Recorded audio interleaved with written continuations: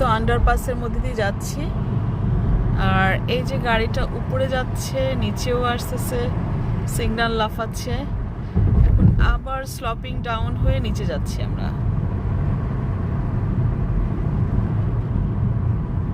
কারণ থামো থামো, রেড লাইট।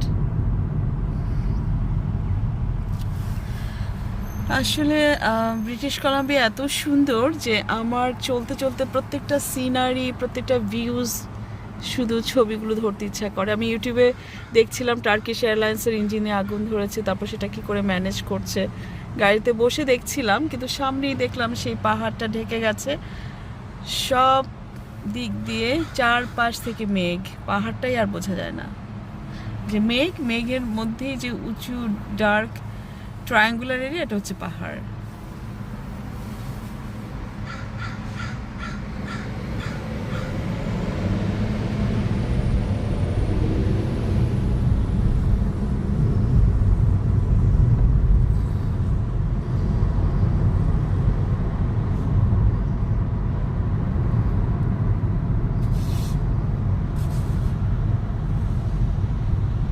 আপাতত রেখে দিই, টায়ার্ড হয়ে গেছি আমি ভিডিও ধরতে ধরতে।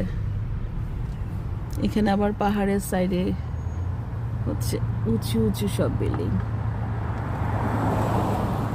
অনেক উঁচু। এগুলো কতগুলো ফ্লোর হবে হারুন, এই বিল্ডিংগুলো? 50+ হবে না?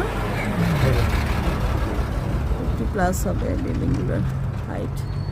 আমাদের দুবাইতে উঁচু বিল্ডিং, আর এখানে মাউন্টেন, সমস্ত জায়গায় পাহাড়।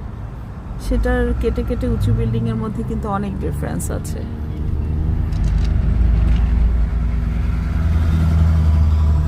আসলে ব্রিটিশ কলাম্বিয়ার তুলনা শুধু ব্রিটিশ কলাম্বিয়ায়, সব জায়গায় অনেক সুন্দর, ভীষণ সুন্দর।